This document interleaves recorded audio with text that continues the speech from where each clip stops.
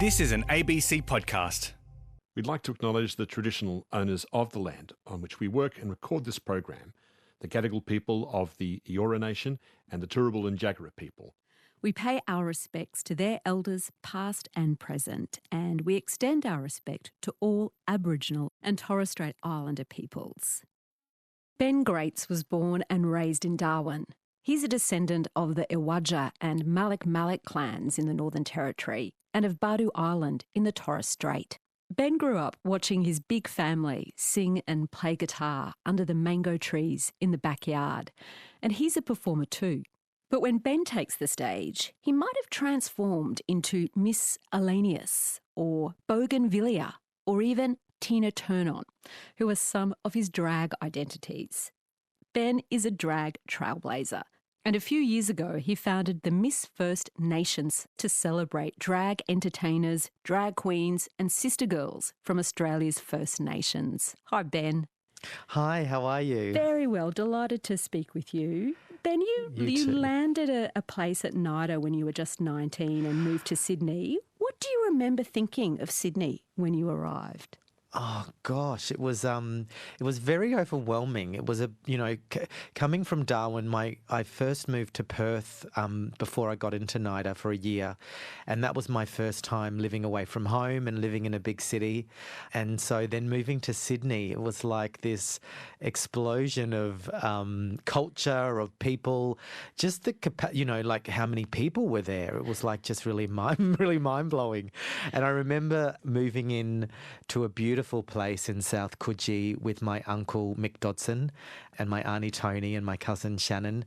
And I remember living with them, and he had a really beautiful place in South Coogee, and I remember feeling, I'm so lucky to be here, living here, and being in NIDA. I thought that the world was my oyster, and I was so lucky to have that opportunity moving to Sydney and being at NIDA, but also being really afraid of what was to come. What do you mean, afraid of what? Well, I think of, it's a really difficult course, and I just was afraid of, and even when you start school, I was always petrified at school. Every time I started a new year and went into a different class, I think I was one of those kids that cried because I just loved, all my friends that I had the year before, and so everything I knew it's all everything I had known, it's all new again. And it had that memory to me of going, to a university and not knowing anyone. What was your first day like? I think I was out there because there were a couple of people from my class that I'd known from Perth. So I think we'd stuck together and we were like, the newbies looking around and, bright-eyed and bushy-tailed and feeling really, really excited but also really anxious about what was to come. And this is a funny story actually, I think the second day, for some reason, I didn't get the email or the information of what to bring or what to prepare. And so you had to have tap shoes, dance shoes, tights, male support, brief, all of these things that we needed for our movement class. The day before, they're like, okay, so you've got to bring your briefs, your tights, you've got to bring all this. I was like, what are they talking about? And then the movement teacher was like, yeah, so you're going to have to just wear your tights, and we're going to film you walking in and looking at your physique and your body and how you move. And I remember going, oh my God, I'm from Darwin. I don't even know what this stuff is. And so I had to ask my auntie, Auntie Tony, I'm like, do you have a pair of black tights? And I remember doing this class in her black tights, which now I look back at it, I'm like, I love that I'm a real Darwin kid that's borrowing my auntie's tights because I didn't have my tap shoes and my support. What kind of relationship did you have with your Auntie Tony? She was lovely, actually, and they originally lived in Darwin, and that's how we connected. And my uncle Mick is not actually a blood uncle, but is through marriage and through family, and had worked with my mum and had a long relationship with my mum working at the Northern Land Council, and then obviously Uncle Mick moved to Sydney for his work, and Auntie Tony moved there as well. And so, we've had quite a quite a long relationship over the years. And even now, I do see him around and he does call me son. And, it's a really beautiful thing to have an adopted father. Tell me about the first time that your Auntie Tony took you to Oxford Street in Sydney. Yeah, so that was an interesting time. I think dealing with my sexuality and growing up in Darwin, I never really understood. I always knew I was different and I didn't know what that difference meant. And so I remember going through school and feeling really different. I didn't want to play sport. I was always really, intrigued with the arts and being a part of the creative side of things. And so I always knew that there was something different with me, but I couldn't pinpoint it, and also felt really isolated by that. And obviously that was me being a little queer kid. And obviously it was something that my auntie had recognised probably much before me. And so I remember she used to get a haircut done on Oxford Street, and she's like, come with me, come to Oxford Street. I was like, sure, not knowing what Oxford Street was. And she's like, this is where I'm going to get my hair cut. You just go out and go and have a look around and, go to some of the shops. I was like, sure, okay. And I remember turning around the corner or whatever happened, and I was just like, oh my God, what is this place? What did you see? Well, I just remember, I think it was just Oxford Street during the late 90s. So it was thriving. There were drag queens. There were, people from the trans community. There were gay people, lesbians, holding hands, kissing. And it was just, I remember just being, I think the thing that stuck in my mind was the posters and seeing the visibility on the street of all this artwork and nightclub posters and two people kissing and of the same sex. And there was this really mixed emotion in me of feeling obviously really excited and happy, but also really not understanding it to a certain extent.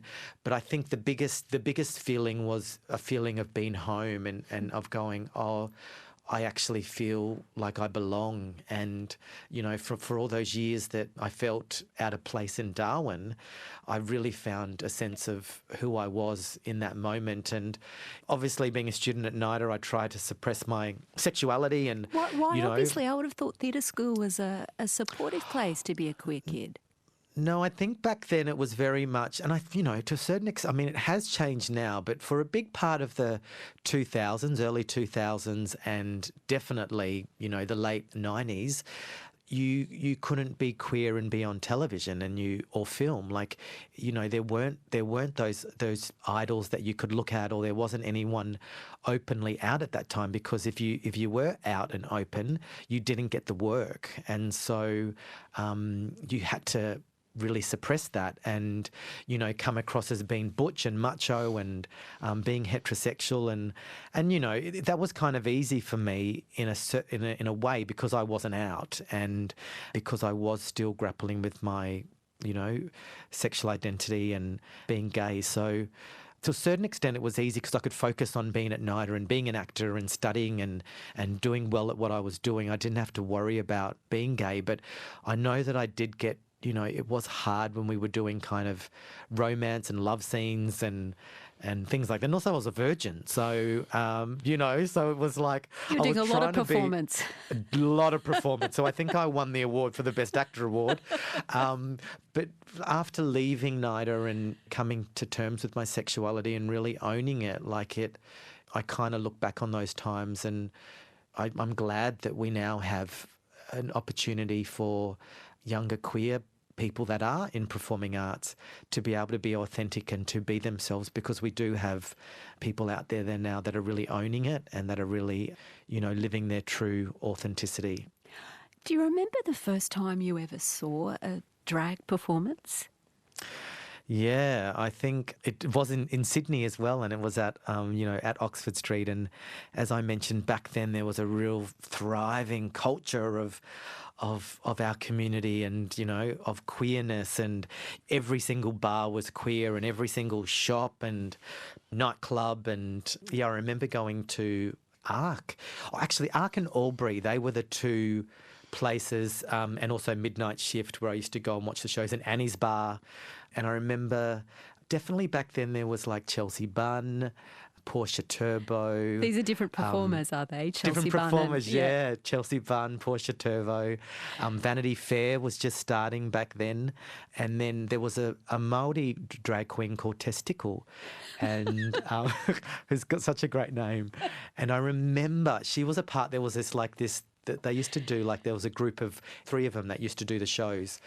And she was a part of that group, and I always used to be mesmerised watching Tess perform, and because she was also completely different to the rest of them. She was not a bitchy drag queen. She was really polite. She was quite reserved, but gorgeous, like an absolute gorgeous drag queen, and her movements. I used to love her movements, and so and then we eventually became friends many years later. And so, did you love drag straight away, Ben? No, oh God, no. I used to be really scared of it, actually. And I think it's so funny because when I do drag now and people say, you know, we were scared of you, but now we're not. And I never understood what they meant. But I remember being, you know, absolutely afraid of going to the shows because they'd pick on people and they'd also make fun of people. And so I was always so afraid that they were going to make fun of me. And were you I think scared that they'd see something in you that you didn't want to own up to? Oh, definitely. I definitely feel because of that many years of hiding my identity and, you know, my sexual identity, you know, pretending to be straight, I didn't want them to kind of pick me out or make fun of that. And looking back on it now, there was a part of me as well that really, as someone that was in the closet, really despised about drag as well. And I was always like, you know, why do you have to be like that? Why are you wearing that? And why, you know, be a man, or like, you don't have to be so girly and you don't have to be so. And then, you know, once you you live a little and you grow up and you mature, you realise that, you know, drag queens and people like that in our community are really the bravest people out there, because they are putting themselves on their line and they are living their truth selves, and they are being themselves, and they're doing it unashamedly. And I think that, you know, now when I look back on it, that's something that really inspires me, is remembering those times when I actually, because that was my problem, you know, that was my problem, thinking that they didn't think that.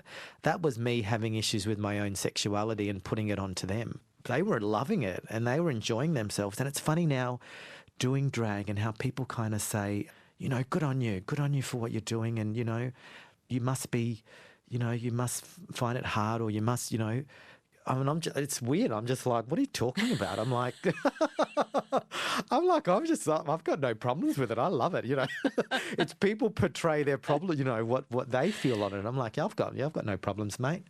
You know, I'm happy. I'm happy over here. I'm happy. Yeah.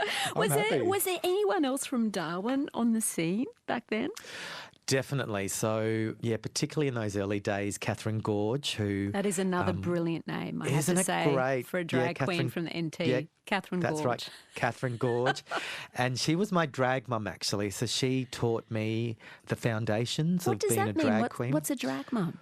So a drag mum, and this is something like really back in the day, which was a part of drag culture, is you had a drag mum, and basically your drag mum took them under your wings, and they were the ones who taught you everything about drag. Obviously now you can go onto YouTube and you can Google and you can watch RuPaul and learn everything you need to know.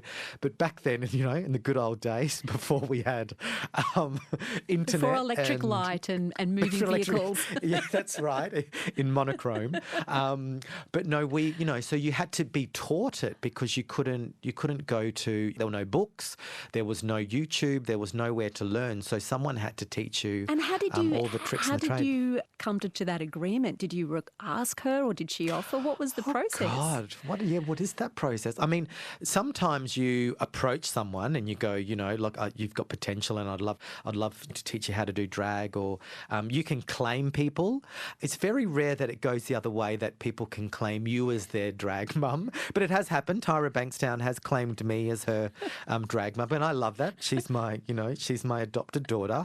But I think it was just something that Catherine knew that I loved performing. We were friends. We grew up on the same street, and she was like, okay, well, I'm going to teach you everything you need to, and she became my unofficial drag mum. And what do you remember her teaching you? What were those early lessons in?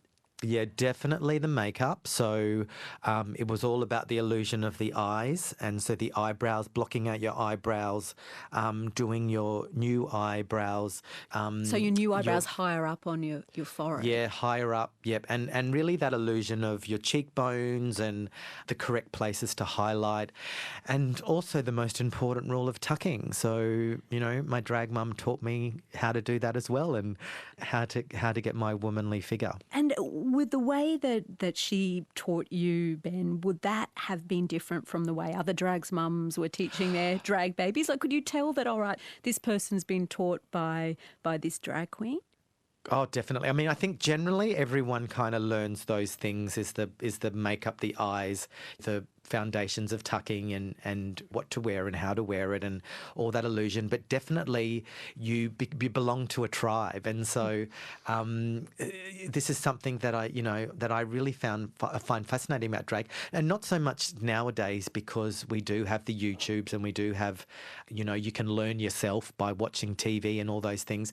But back then, your drag mum taught you how to do your makeup, which was a signature way of doing makeup, and so people on the strip knew who your drag mum was because of your makeup.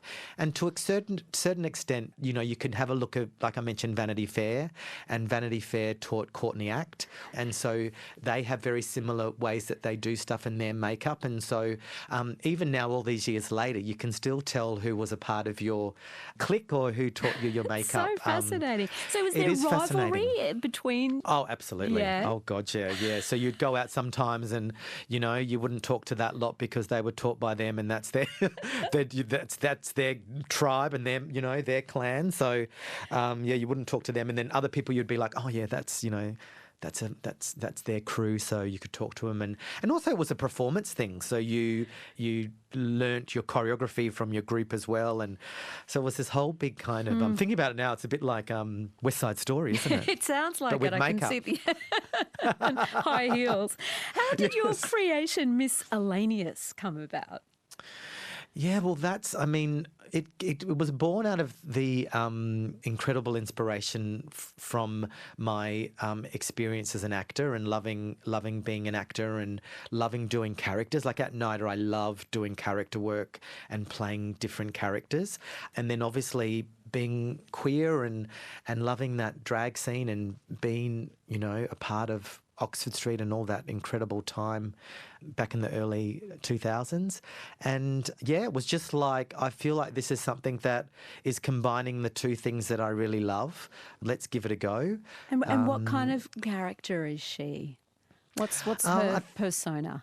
Yeah, so Miss Ellaneous is very much inspired by Tess, and so, I made a little promise to myself that when I did create Miss Ellaneous, that I was going to be a nice drag queen, and that I was going to be very generous. And for me doing drag, it's a huge honour because I'm representing the female form, and the matriarchs in my family play such an important role. And, I love all the females in my life. So every time I do it, it's about respecting women and females, and ensuring that I, it's a privilege for me to be able to do that. So I want to do it in a way that's really respectful. So Miss Ellaneous is always, comes out of a place of respect for women in the female form, but also she can be sassy when she needs to, and she can also give it back when she needs to. And I think that's something about it, that you learn with drag. You have a quick wit and you have a quick tongue, because there's a lot of hecklers out there, and you need to be able to come back really quickly. And so,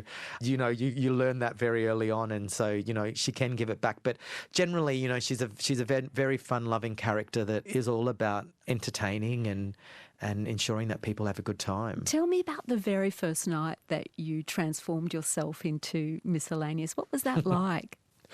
Well, it was my 25th birthday, and I was living in Glebe in Sydney, and I remember I was like, okay, I had a whole big birthday. I was like, it's my 25th, I'm having a big party, and I was like, okay, so I think I'm going to do drag. And so I remember speaking to a couple of my friends, Jill and Pauline and Adrian was a part of the scene, and so he kind of knew some tips, and Pauline had done some, drag makeup before and other people. So, we pulled it all together. I think I was borrowing someone's wig. I borrowed someone's wig, borrowed someone's dress. Everything was borrowed because I didn't own anything, including makeup. And I remember, I remember feeling so glamorous, but I would have looked horrendous. I would have looked terrible because you're always terrible. When you first do drag, you're always terrible, but it's the experience of transforming and being this incredible character. And I remember everyone just loved it, and particularly with, black fellas in our community, like they love having a laugh and they love entertainment. And so I remember doing my Whitney song and coming out into the lounge room and doing Whitney. And yeah, it was just such a great memory. And, I think from then it was like, yeah, I love this and I would love to be able to pursue it. And what about the name, Ben? Where did that stroke of genius come from? So I'm really amazed that there actually hasn't been any other Miss Ellaneouses, which is great, trademark. But yeah, so it was when so obviously it came later on when I obviously did drag, but my first job was a checkout assistant at Coles Casuarina here in Darwin when I was 15. And back then it was when the scanners first came in, and I remember there was all these issues, like a lot of things weren't programmed or they wouldn't scan. And we used to have this folder that had all of it was 20 pages long, that had all of the codes. So if a bread didn't scan, you had to go through the bread page and you had to find the specific loaf it was, and you had to type in a 6-digit number. And so you can imagine if that was happening every 5 items, you just got over it. So I remember memorizing the miscellaneous code. And so everything that wouldn't scan was just miscellaneous, like 65423. And it was just saved so much time. And then I remembered that. Miscellaneous. That's such an what a glamorous origin story for you. I know, isn't it great? The Coles in Darwin. Yeah, Coles in Darwin. But I always wanted to have Miss something. I wanted my name to be Miss something. So there was Miss Opportunity, Mystique. There were a lot of other misses. And I remember thinking back and going, miscellaneous. And I remember back to Coles, I was like, oh my God, it's so great. So yeah, that's where she was born. How differently do people respond to you when you're in drag? Oh, it's pretty crazy actually. And when you first start doing it, the longer you do it, the less you kind of notice it. But when you first do it, you really, it's this weird sense of that you're in a mask, but also you're in this mask made of shimmery gold. So there's this really interesting look of, wow, that's amazing, but also what is that? And also there can be a form of that's not right. So it's this really fascinating response that you get from people. And because you're just there's no difference, but to other people and even people I know some of my family members didn't even know that Miss Ellaneous was me until 3 months later, and so it's this really, it's great if you want to rob a bank or something, because no one will ever know it's you. So it's you can get away with so much. And it was also a really great social experiment I used to love to do, because I could watch people that didn't know it was me and their behaviour, how they would act with Miss Ellaneous as opposed to Ben was fascinating. Well, does it up your sex appeal? Are different people hitting on you when you're Miss Ellaneous? Oh God, yeah, definitely. And back then, in those days, you play on that as well, and it's exciting because you have really, hot guys looking at you in a way that they wouldn't look at Ben, girls looking at you in different ways, and so yeah, you really play on it, and you really, you relish in that. But the longer you do it, it's like, oh, I just want to get home now and take my stockings off and take these eyelashes off. but in the early days, you really play on it and you party and you stay out at all hours of the night. But yeah, really, it's fascinating. Tell me about the Miss First Nations pageant that you started a few years ago. It really was born out of the need to have more visibility and more opportunities for First Nation drag artists in this country. And so Miss First Nation is basically a drag pageant, similar to RuPaul, very different to RuPaul, but similar in the sense that it's a drag pageant. And so we have various different heats. It goes over a week and we crown a winner at the end of it. Who were some of the performers who really stood out for you in that? Oh gosh, there's so many, and we started in 2017, and we've now crowned our fourth winner this year, which is Cerulean. But I don't want to say any because they're going to be listening and they're going to be saying you didn't mention me. But some of the winners include, Josie Baker, Lacey Dunneman, Chocolate Box, and as I mentioned this year, Cerulean. But it's incredible because that first year in 2017, we didn't know who was going to be a part of it or if anyone was going to be a part of it. And to see it grow now, to be a part of Yurrumboi Festival in Midsummer in Melbourne, attracting over 2,000 people at that event. We had Courtney Act as one of our judges on the final night.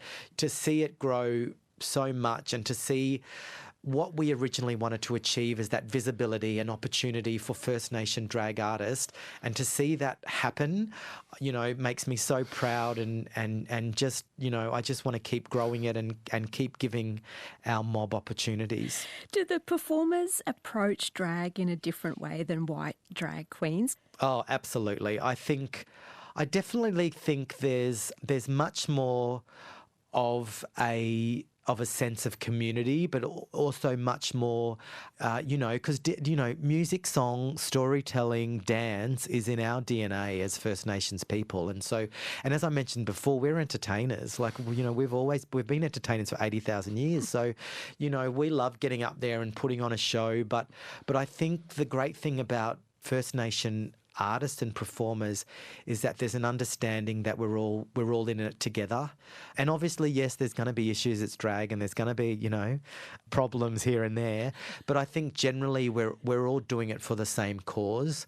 We're all doing it to further our movement as Black queer people in this country, for our visibility and for equality, really.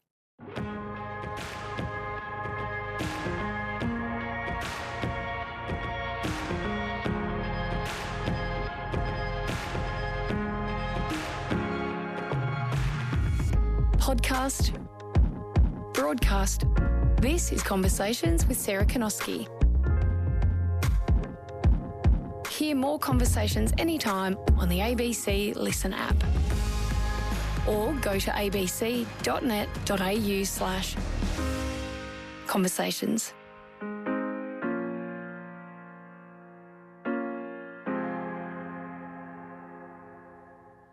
Ben, you grew up in Darwin. Tell me about your family. I was born in Darwin, here on beautiful Larrakia country, and my grandparents and my grandmother was from Iwajja, which is in Coburg in Arnhem Land here in the Northern Territory, and my grandfather is from Malak Malak, which is Daly River, which is in Northern Territory as well, and then my great-grandmother was born on Bardu Island on the Torres Strait. So we've had such a beautifully mixed culture of Aboriginal and Torres Strait Islander culture, but born and raised in Darwin. And so, my growing up was always here in Darwin. We'd go camping out to Daly River. What do you remember about that? What was that like? Lots of crocodiles. So, because, Daly River is crocodile infested, and it's freshwater, saltwater. So you have these incredible fishing there, but also, it's crocodile infested. And so how do you keep away from them? What's the tip? You sleep really high up on the banks. But when you go down to the dinghy in the morning, like I remember going down once with my dad, and there was a huge big crocodile that was longer than the length of a dinghy. And you go down at night and you shine a torch on the water, and all you see is red eyes. Like there's heaps of red eyes, and you go fishing and you just make sure that you always got your eye on. And it's also murky water. So it's not clear water. So God, Oxford Street must have seemed very safe in comparison to, the Daly River. Depends who you ask, really. But no, yeah, definitely, yeah. But I've grown up with crocodiles here up in Darwin, and I think a lot of people up from Darwin are croc-wise. We're taught, if we are being chased by crocodiles, to run in a zigzag because it takes them longer for their tails to turn. But you know what?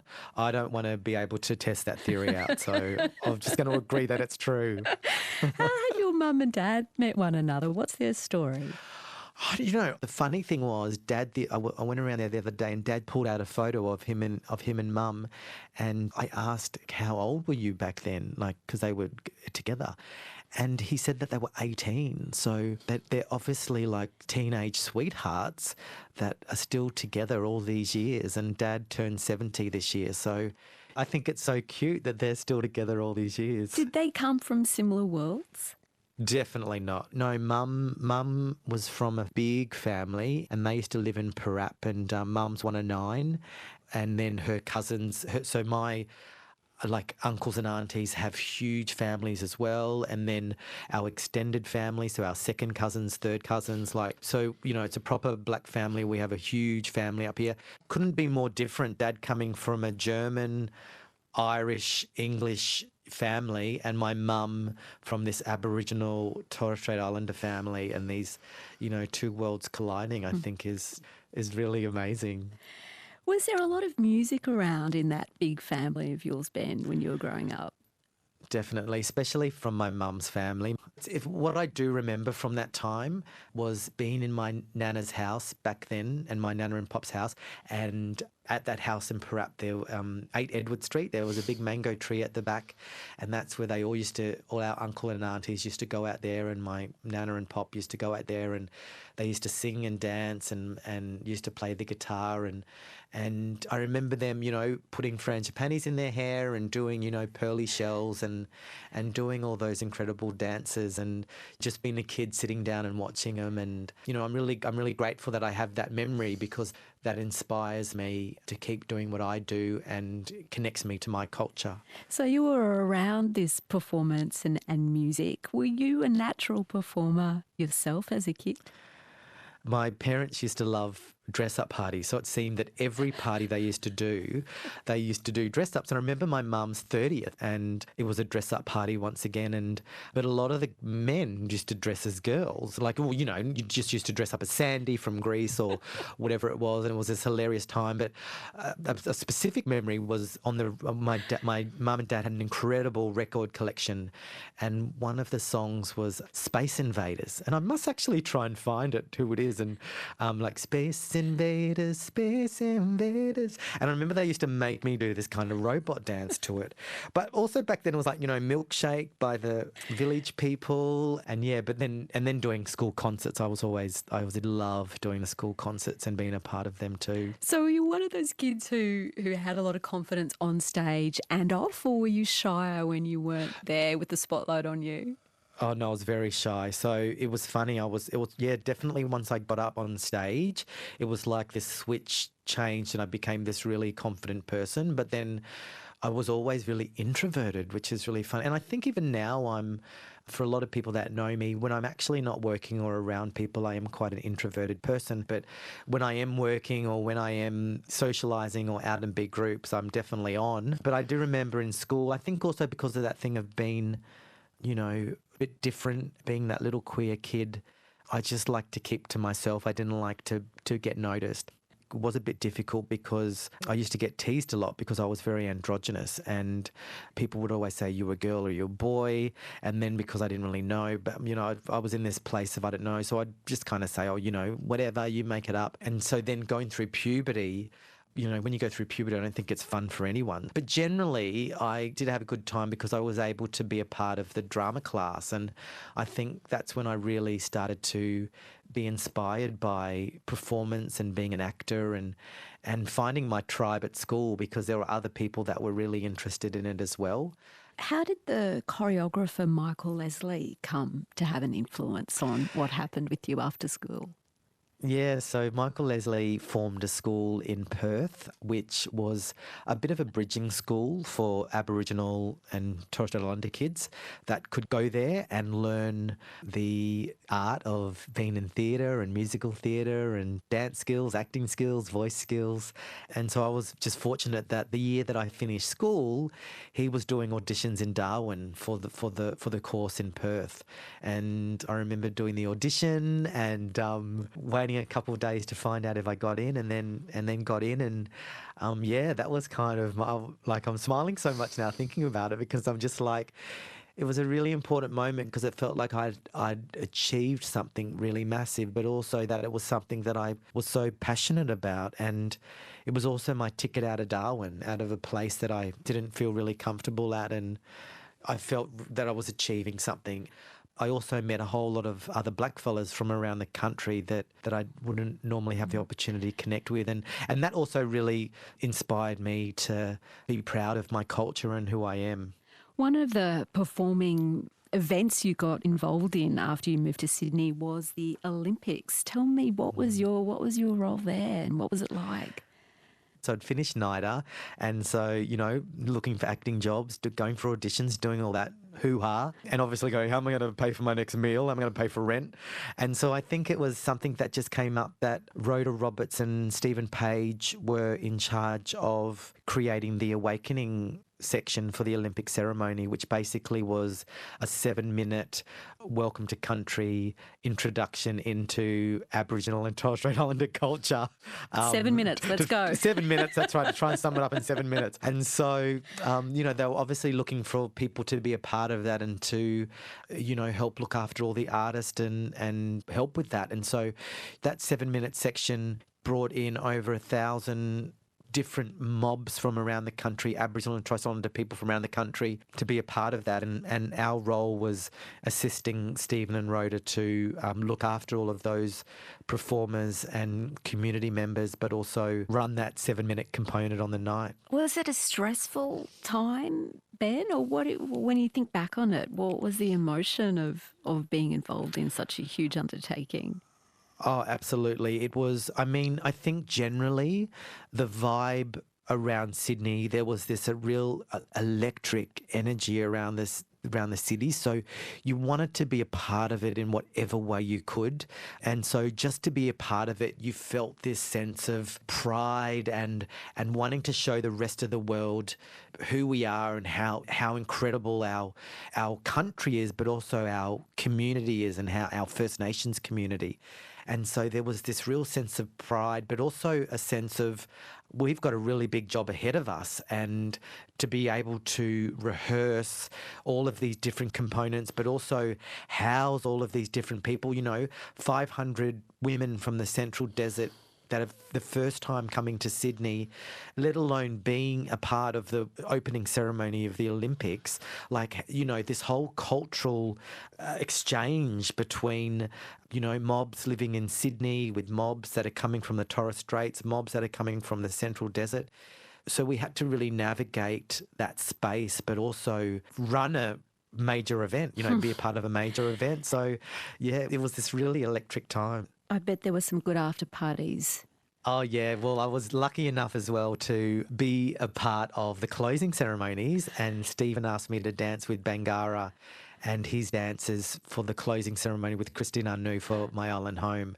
So that's still one of the highlights, and yeah, that was one hell of a party. One of the things that you do up in Darwin now, Ben, is run airline-themed parties with another drag queen. Now, how do these parties draw on your own professional experiences? Well, yes. Not long after, actually, the Sydney Olympics, I was kind of like once again looking for work as an independent actor and artist. And then the job came up for Qantas flight attendants. And back then it was looking for casual flight attendants. And I was like, oh, that's always something that I've wanted to explore and do. And it seems quite glamorous. So I remember going for the job and not really knowing anything about the industry or airline industry. But when I got there, I realised how much of a competition it was to get in. And so that really kind of pricked my interest, and kind of the competitor in me was like, okay, I've got to really into get NIDA, this. now I want to get into Qantas. Got into NIDA, exactly. I want to get into Qantas. There's competition. I'm like, okay, I've got to get into this. And so it actually was like NIDA in the sense that you have 3 interviews. It's over 3 days. It's quite a rigorous process. You do all these different elements. You do a group element, and then you get culled, and then you've got to come back. And so in a way it was very similar to my NIDA audition. So I was used to that kind of interview, and going through the process I was like, yeah, I actually want to be a part of this, and it actually really excited me to be a part of the airline industry. Well, you made it through and you got that job. What was wearing the uniform like? Was that its own kind of drag in its own way? A little bit. Back when we first started, we had this revolting double-breasted gold button. It was a very 80s, 90s design. But yeah, I did love, because you got all these elements. You got a vest and you got pants and you got a jacket and you got a hat. We had hats and bags, and so they kitted you out with all of this stuff that you wear at different times. So when you're doing your service, you put your vest on, and so it is like a bit of a costume. But I must say, thankfully, not long after that I got in, we did change to a new uniform that was definitely much nicer. But yeah, the whole thing is like performance, doing the safety demo, having to act on board. It's funny now I look back on it, because there's a lot of correlation between performance, drag and flying. You say that you thought it would be this glamorous world, was it? For 2 minutes. I think you very quickly learn that it's not as glamorous as you think it is. Cleaning vomit up from a seat or cleaning vomit up from a bathroom, dealing with drunk, it's definitely not glamorous. But the thing that I love about it is there still is this idea back from when flying first started that it was very much about glamour. And I love that there's certain elements that have still carried on, particularly around the uniform, around the fashion, around hair. And it's great to romanticise about how glamorous it is, but definitely not. How would you handle tough passengers? Because you must see some pretty feral behaviour. Yeah, definitely. And I was fortunate to be a part of a group of flight attendants that went over and started the London base in London, the Qantas London base. And so we used to do those really big sectors from London to Singapore to Hong Kong. There's basically Asia flights. And so they could be up to 14 hours. And every flight that we did, there was definitely at least one medical emergency that we had to deal with, because it was such a long sector. But, sleeping tablets and alcohol do not mix, everyone. And I don't know how many times we need to tell people, but, you would have people getting really violent, actually. And, I had one guy on one sector kind of grab my throat and get quite physical with me, and we had to restrain him. But within half an hour, he had gone to sleep because he'd taken his sleeping tablet, but he'd been drinking as well. And the funny thing is that when they wake up, obviously they are completely embarrassed by what has gone on, because you remind them. And 9 times out of 10, they're met by airline security, either in Bangkok or Singapore or those countries that you don't want to be meeting any of their police or their security once you get off in those countries. So they learn very quickly not to do it again. Flying in economy is a very different experience from flying economy? in first. Yeah. Well, which section of the plane did you usually work in, Ben? Is that my answer? Well, when I first started, because I started being a domestic flight attendant, obviously I did majority economy, and I used to also work in business class. And then when I went over to the London base, I became a business and first class flight attendant, and then I became a business and first class trainer. So I was very lucky that I never went past that curtain in economy, and I stayed up in We live in different business. Worlds, Ben, different worlds. Different worlds, I know. And so I normally had to fly in economy when I was a passenger, but working, I stayed up in first class in business, which was very grateful for. Apart from passengers, were there ever any dangerous moments in terms of flying, given all those hours that you logged? The biggest thing about being a flight attendant as well is your responsibility around safety, and the safety training to be a flight attendant is really, you have to train really hard. It's really long, and thankfully it's one of the things that you very rarely have to enact, but it is there because of if there are moments when you do have to. And I know that I was on one particular flight that we were travelling from London once again to Singapore, and there was a smell of electrical smell, actually. And I remember that it was like this it smelled like electrical fire. And that's one of the scariest things on board, is because a majority of an airline, the electrics are internal and you can't see where the electrics are. So I remember smelling it. I rang the captain. I think the first officer came down and could kind of smell it as well. And our flights were overnight, so we left London late at night, so most people are sleeping. So thankfully, I was just up in the first class galley, and then it was kind of okay. And then there was a flame that came out of some of the electrical lighting. Oh my goodness! So I got the BCF out, the fire extinguisher, and put that out. And then that was okay. And then I think then the captain came down and kind of assessed it. And not long after that, another alarm went off. And then we diverted, I think, somewhere in India. And so, yeah, that was a pretty scary moment. And I remember the most scary moment was actually the moment from when we were told we were diverting to make an emergency landing in India. I'm getting all emotional talking about it, actually. But that moment of preparing for an emergency and preparing to land, because the scary thing is an electrical fire, you don't know where that is on board. So I just remember being really alert and really scared that at any moment. So once we landed, God, I can't remember, I'm getting so emotional by it. But once we landed, there was this sense of, oh, we've made it, we're okay, and we're safe. So, yeah, that was a moment that, for me, like, I will kind of never forget. And you would have had to be keeping calm for the passengers too. I mean, I guess there's that other level for you as a steward. You're the face of that safety. Yeah, once again, the acting coming into play. So, yeah, you had to maintain that composure, and you don't want to freak the passengers out, and you don't want to stress them out. So, people think that flight attendants are just waiters in the air, but they do have a huge responsibilities. And really, when things go wrong, they know what they need to do.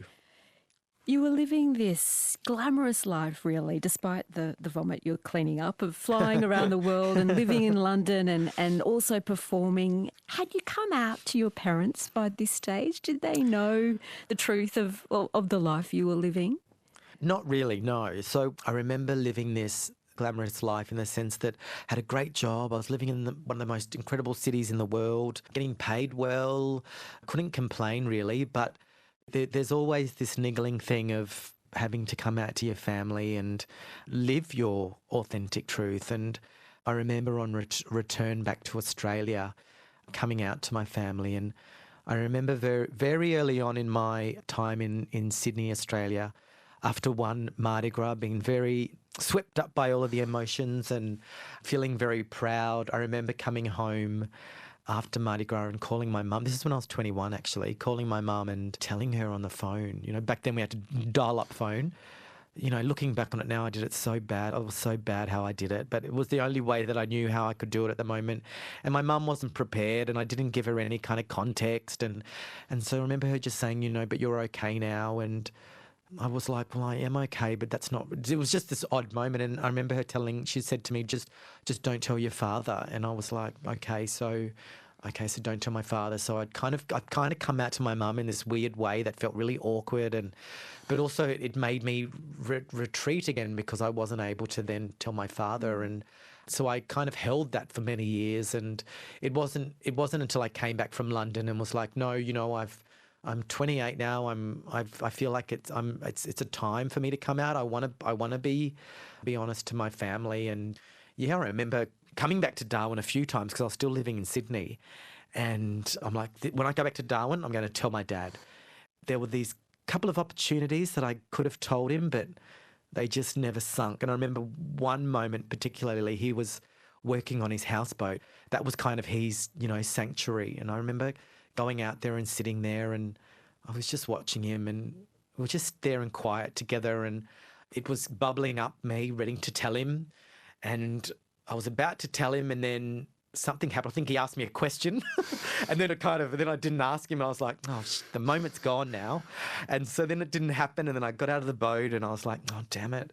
And then I remember, then it was one time I just rang him. I was like, no, I've got to do it. And I remember being on the phone to him and saying, Dad, I'm gay, and it's really hard for me to say this to you because my biggest fear is losing you as a father. And I think that's the scariest thing as a queer kid or someone coming out, is the fear of losing your family or the people that are close to you, or being rejected. And you don't want your father to reject you. So, it's a really hard moment. And I remember my dad saying, I love you, that I don't really understand it, but, I love you. And that was enough for me, for him to say that. And now that I look back on it and, it's a, really great moment that we shared, but I understood for the first time in our conversation of me coming out that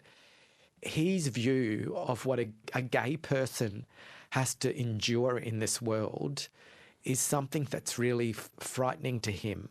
All he knew was that gay people got bashed, died of AIDS, and couldn't live a happy life. And so his fear was that his son, he didn't want his son growing up in a world that's what he thought it was going to be. And that was a huge epiphany for me to understand that he loved me, but in a way that he was protecting me. As he's seen the happiness of the life you've built for yourself and your friends and your success professionally, has that allayed some of those fears he had? Oh, absolutely. And, I talk to people about this moment and having a responsibility in my community to tell my story. And I say to people change, whether it's about race, it's about sexual identity, gender identity. It's about being authentic through a lived experience. And my dad has changed by me being my authentic self. He has learned from a lived experience. And I think that it's really important, and that's how I live my life, is that the way that we're going to make change, or that we change people, is by communicating, is by living side by side, is by people seeing that we're all the same, really. And I guess that's the kind of shift you're hoping for with the Miss First Nations pageant and the audiences who see those performers. Oh, I just think that there's, we've had such supportive audiences coming to our show, and I think that in this country we're ready for a new story. We're ready for a new chapter, this new narrative. I think that our country's craving for that. It's craving for people that haven't had the opportunity to have opportunities now, for people that have privilege to kind of step aside and give other people an opportunity. And I think that the real history of this country and our stories now need to be told. And I think that the general populace, I really believe this, of Australia, are wanting that as well. And I think that through drag, we have an incredible opportunity to tell stories in a way that normally we don't do, or we can push boundaries in a way that other art forms can't. And we can get away with stuff, particularly that other art forms can't get away with. And so I think that gives us an upper hand as drag artists. Ben, thank you so much for being my guest on Conversations. Oh, thank you so much. And this truly is one of my favourite shows, and I am so honoured to be a part of it. That was my conversation with Ben Graetz from 2021. And Ben is currently in Sydney as one of the World Pride Festival creative directors. I'm Sarah Konoski. Thanks for listening.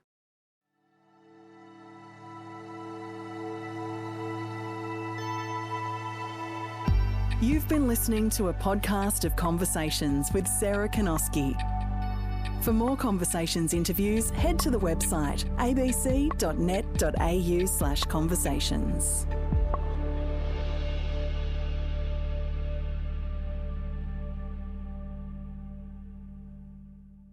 Discover more great ABC podcasts, live radio, and exclusives on the ABC Listen app.